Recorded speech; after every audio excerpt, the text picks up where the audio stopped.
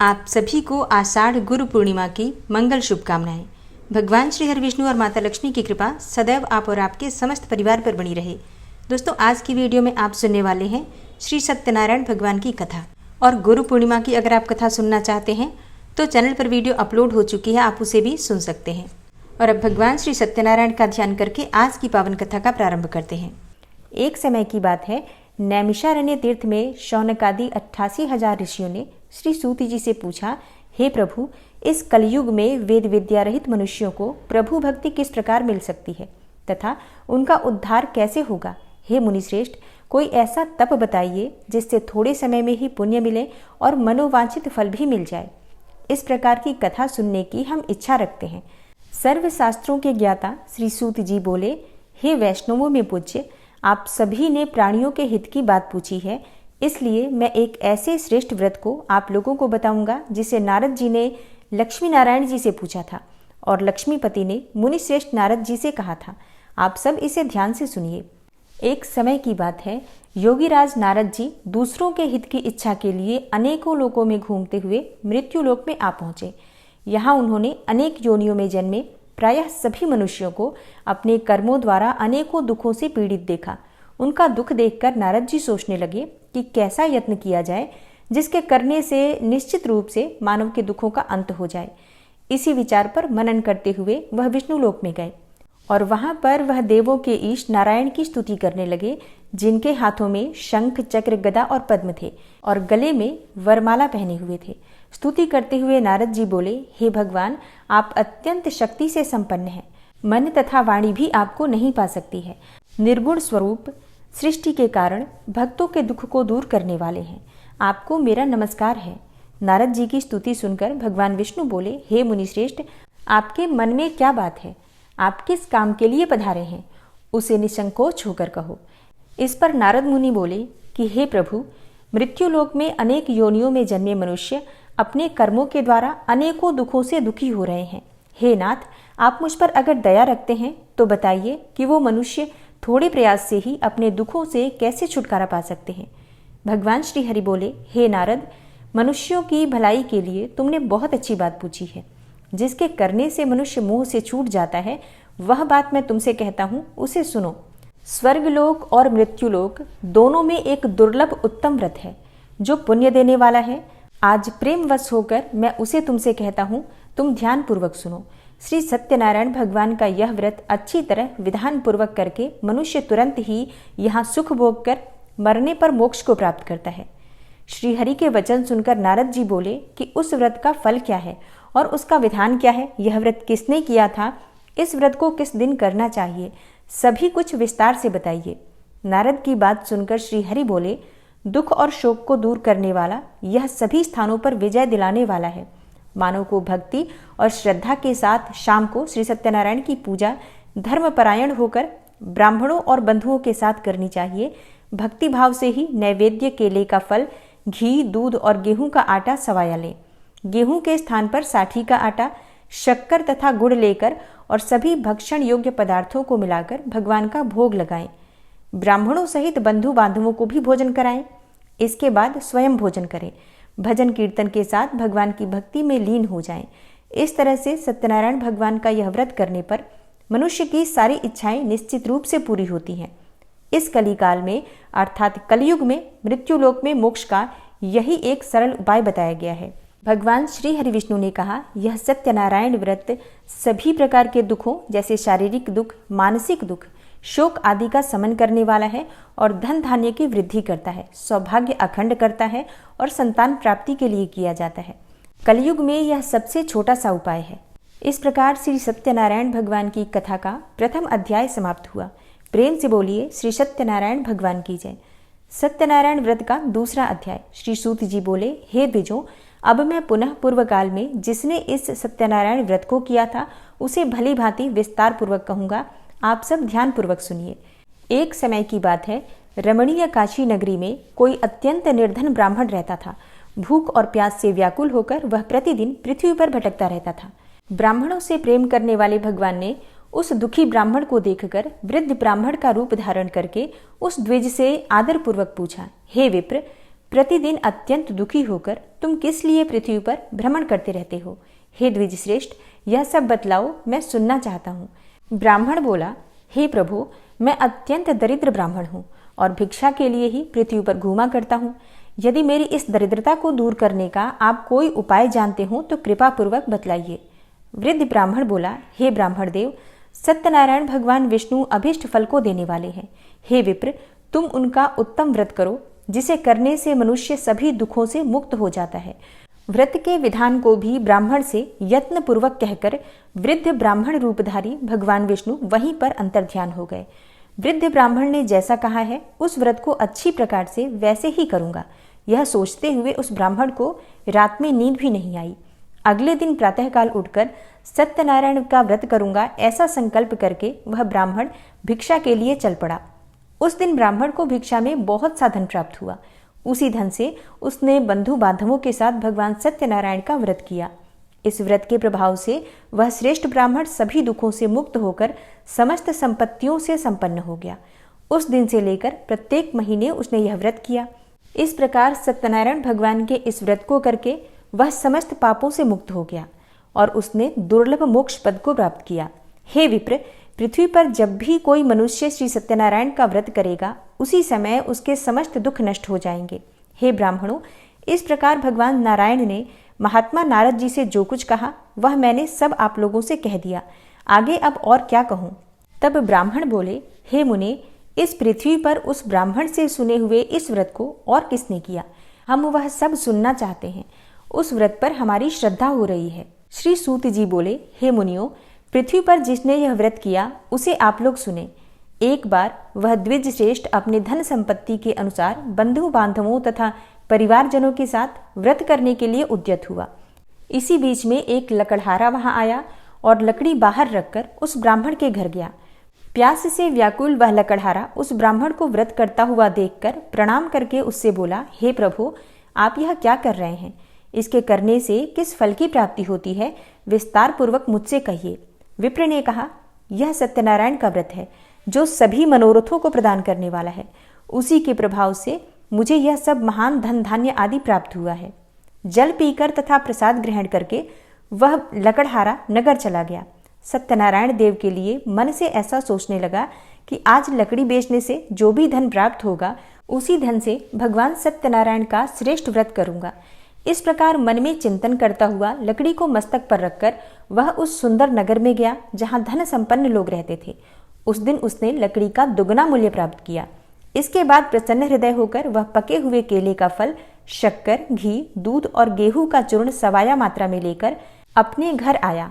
तत्पश्चात उसने अपने बंधु बांधवों को बुलाकर विधि विधान से भगवान श्री सत्यनारायण का व्रत किया और इस व्रत के प्रभाव से वह पुत्र और धन आदि से संपन्न हो गया और इस लोक में अनेकों सुखों का भोग करके अंत में सत्यपुर अर्थात वैकुंठ लोक चला गया। इस प्रकार भगवान सत्यनारायण की कथा का दूसरा अध्याय समाप्त हुआ। तो प्रेम से बोलिए श्री सत्यनारायण भगवान की जय। सत्यनारायण व्रत की कथा का तीसरा अध्याय।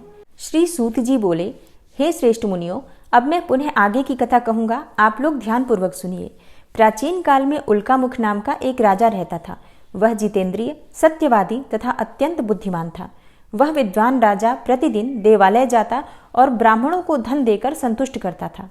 कमल के समान मुख वाली उसकी धर्मपत्नी शीला विनय एवं सौंदर्य आदि गुणों से संपन्न तथा पतिपरायणा थी। राजा एक दिन अपनी धर्मपत्नी के साथ भद्रशिला नदी के तट पर श्री सत्यनारायण का व्रत कर रहा था। उसी समय व्यापार के लिए अनेक प्रकार की पुष्कल धनराशि से संपन्न एक साधु नाम का बनिया वहां आया। भद्रशिला नदी के तट पर नाव को स्थापित करके और राजा के समीप गया और राजा को उस व्रत में दीक्षित देखकर विनयपूर्वक पूछने लगा। साधु ने कहा, हे राजन, आप भक्ति युक्त चित्त से यह क्या कर रहे हैं? कृपया यह सब मुझे भी बताइए, मैं इसे सुनना चाहता हूँ। राजा बोले, हे साधो, पुत्र आदि की प्राप्ति की कामना से अपने बंधु बांधवों के साथ मैं अतुल तेज संपन्न भगवान विष्णु का व्रत और पूजन कर रहा हूँ। राजा की बात सुनकर साधु ने आदरपूर्वक कहा, हे राजन, इस विषय में आप मुझे सब कुछ विस्तार से बतलाइए। आपके कथनानुसार मैं यह व्रत और पूजन अवश्य करूंगा। मुझे भी कोई संतान नहीं है, इससे अवश्य ही संतान प्राप्त होगी। ऐसा विचार कर वह व्यापार से निवृत्त होकर आनंदपूर्वक अपने घर आया। उसने अपनी भार्या से संतति प्रदान करने वाले इस सत्यव्रत को विस्तार पूर्वक बताया तथा जब मुझे संतान प्राप्त होगी तब मैं इस व्रत को अवश्य करूंगा। इस प्रकार उस साधु ने अपनी भार्या लीलावती से कहा। एक दिन उसकी लीलावती नाम की सती साध्वी भार्या पति के साथ आनंद चित्त से ऋतुकालीन धर्माचरण में प्रवृत्त हुई और भगवान श्री सत्यनारायण की कृपा से उसकी वह भार्या गर्भिणी हुई। 10वें महीने में उससे कन्या रत्न की प्राप्ति हुई और शुक्ल पक्ष के चंद्रमा की भांति यानी दिन प्रतिदिन वह कन्या बढ़ने लगी। उस कन्या का नाम कलावती रखा गया।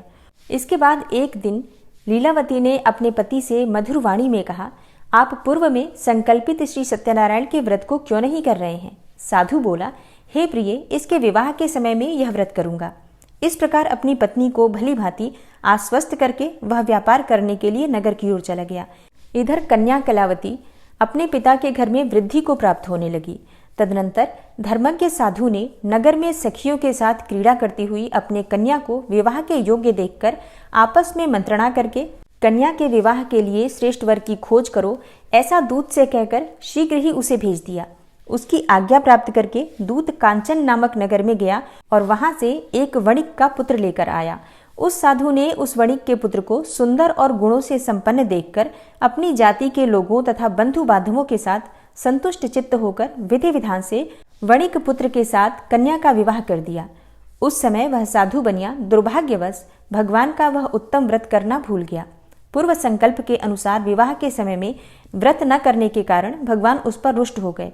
कुछ समय के पश्चात अपने व्यापार कर्म में कुशल वह साधु बनिया काल की प्रेरणा से अपने दामाद के साथ व्यापार के लिए समुद्र के समीप स्थित रत्नसारपुर नामक सुंदर नगर में गया और अपने श्री संपन्न दामाद के साथ वहां व्यापार करने लगा। उसके बाद में दोनों राजा चंद्रकेतु के रमणीय नगर में गए। उसी समय भगवान श्री सत्यनारायण ने उसे भ्रष्ट प्रतिज्ञा देखकर इसे दारुण कठिन और महान दुख प्राप्त होगा यह श्राप दे दिया। एक दिन एक चोर राजा चंद्रकेतु के धन को चुराकर वहीं आया जहां दोनों वणिक स्थित थे।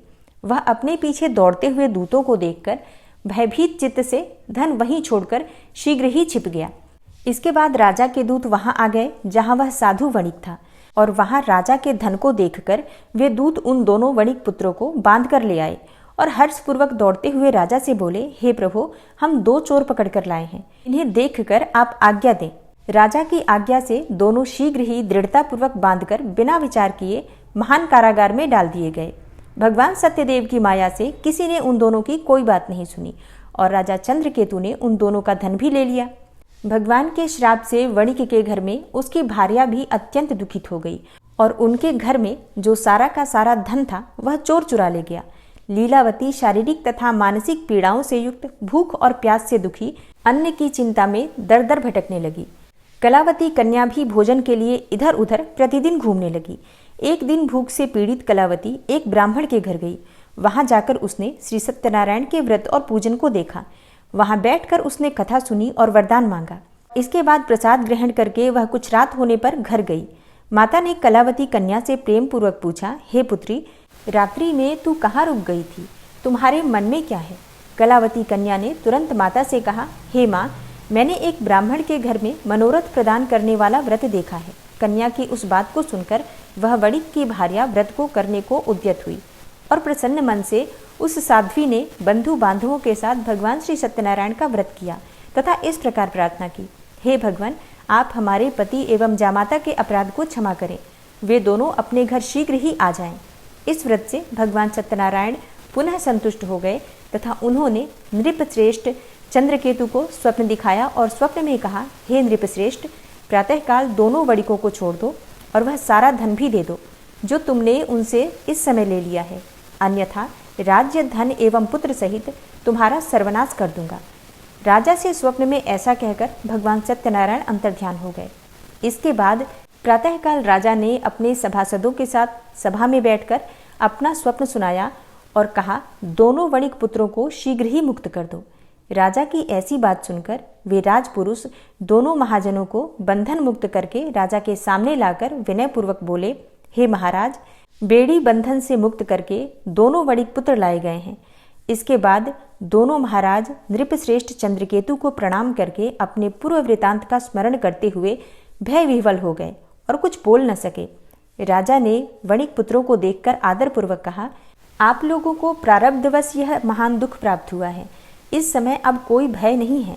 राजा ने वस्त्र अलंकार देकर उन दोनों वणिक पुत्रों को संतुष्ट किया तथा सामने बुलाकर वाणी द्वारा अत्यधिक आनंदित किया और पहले जो धन लिया था उसे दुगना करके दिया। उसके बाद राजा ने पुनः उनसे कहा, हे साधो, अब आप अपने घर को जाएं। राजा को प्रणाम करके दोनों महावैश्यों ने अपने घर की ओर प्रस्थान किया। इस प्रकार श्री सत्यनारायण भगवान की कथा का 3रा अध्याय समाप्त हुआ। तो प्रेम से बोलिए श्री सत्यनारायण भगवान की जय। सत्यनारायण व्रत की कथा का 4था अध्याय। श्री सूत जी बोले, साधु बनिया मंगलाचरण करके और ब्राह्मणों को धन देकर अपने नगर के लिए चल पड़ा। साधु के कुछ दूर जाने पर भगवान सत्यनारायण ने उसकी सत्यता की परीक्षा लेने की जिज्ञासा से पूछा, साधु, तुम्हारी नाव में क्या भरा है? तब धन के मद में चूर होकर दोनों महाजनों ने अवहेलना पूर्वक हंसते हुए कहा, हे दंडी सन्यासी, क्यों पूछ रहे हो? क्या कुछ मुद्रा लेने की इच्छा है? हमारी नाव में तो लता और पत्ते आदि भरे हैं। ऐसी निष्ठुर वाणी सुनकर सत्यनारायण वेशधारी श्री दंडी बोले, तुम्हारी बात सच हो जाए। ऐसा कहकर दंडी सन्यासी का रूप धारण किए हुए भगवान कुछ दूर जाकर समुद्र के समीप बैठ गए। दंडी के चले जाने पर नित्य क्रिया से निवृत्त होकर उतरी हुई अर्थात जल में ऊपर की ओर उठी हुई नौका को देखकर साधु अत्यंत आश्चर्य में पड़ गया और नाव में लता और पत्ते आदि देखकर मूर्छित होकर पृथ्वी पर गिर पड़ा। सचेत होने पर वणिक पुत्र चिंतित हो गया। तब उसके दामाद ने इस प्रकार कहा, आप शोक क्यों करते हैं? दंडी ने श्राप दे दिया है। इस स्थिति में वे ही चाहें तो सब कुछ कर सकते हैं, इसमें संशय नहीं है। अतः उन्हीं की शरण में चलें, वहीं जाकर मन की इच्छा पूर्ण होगी। दामाद की बात सुनकर साधु बनिया उनके पास गया और वहां दंडी को देखकर उसने भक्ति पूर्वक उन्हें प्रणाम किया तथा आदर पूर्वक कहने लगा, आपके सम्मुख मैंने जो कुछ कहा है वह असत्य भाषण रूप अपराध किया है। आप मेरे उस अपराध को क्षमा करें। ऐसा कहकर बारंबार प्रणाम करके वह महान शोक से व्याकुल हो गया।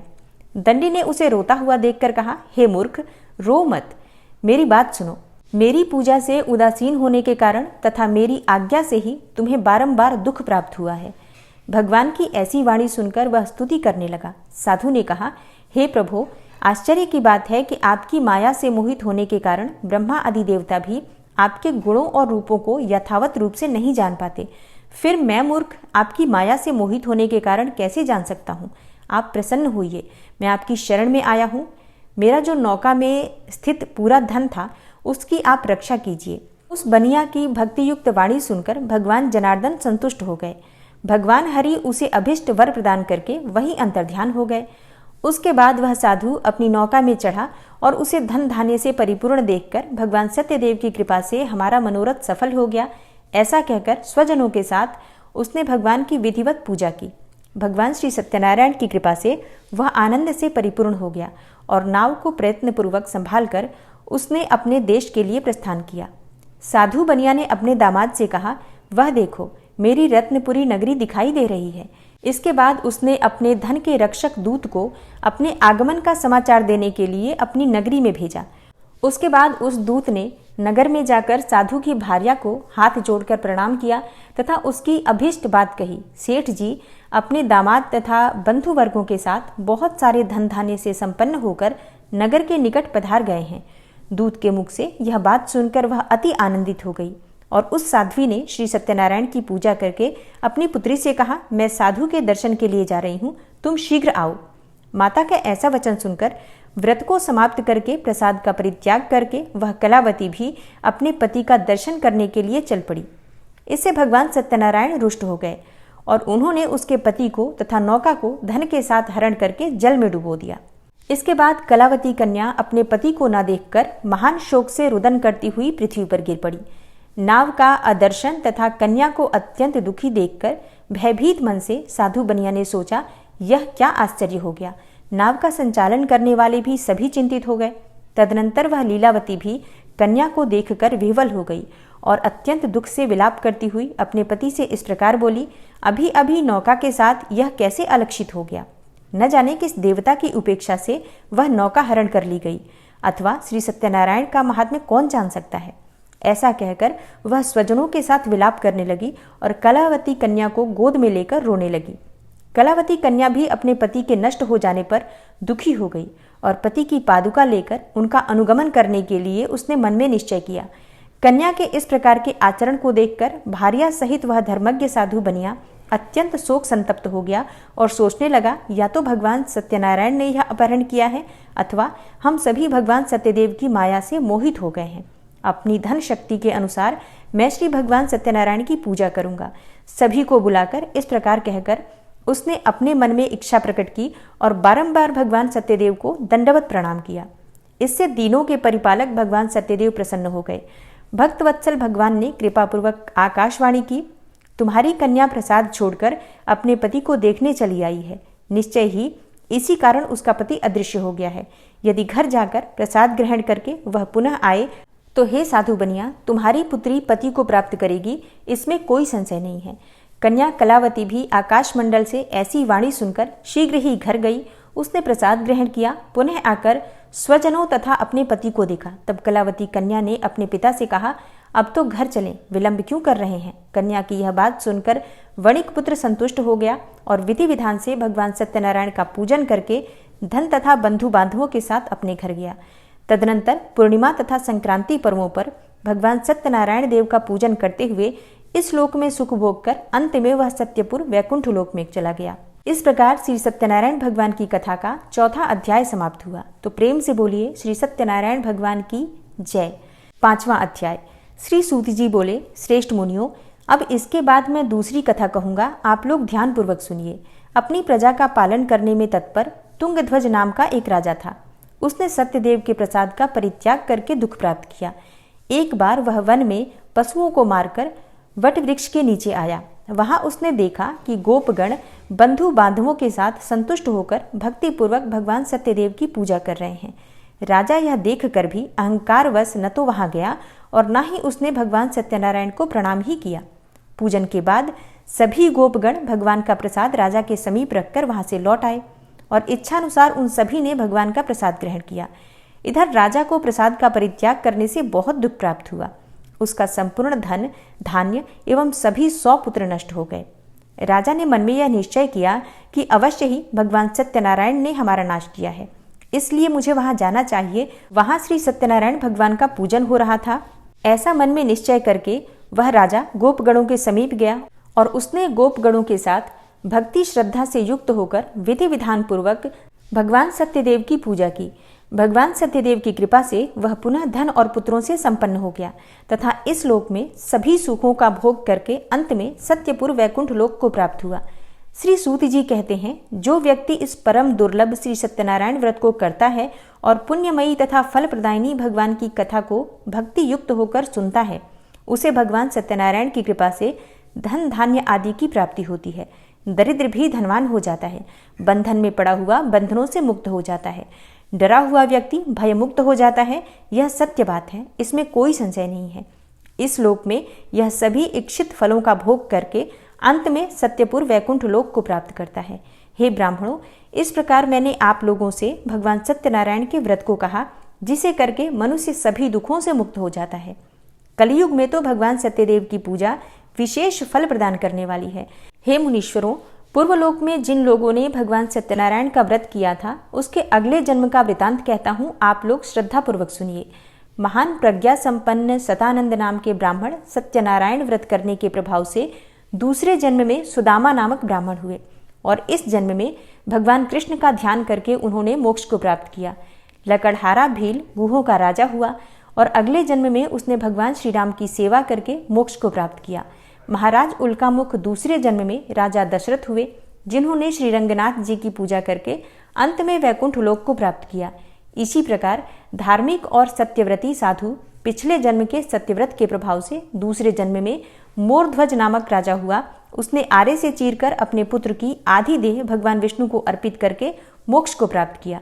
महाराजा तुंगध्वज जन्मांतर में स्वयंभू मनु हुए और भगवत संबंधी संपूर्ण कार्यों का अनुष्ठान करके वैकुंठ लोक को प्राप्त हुए।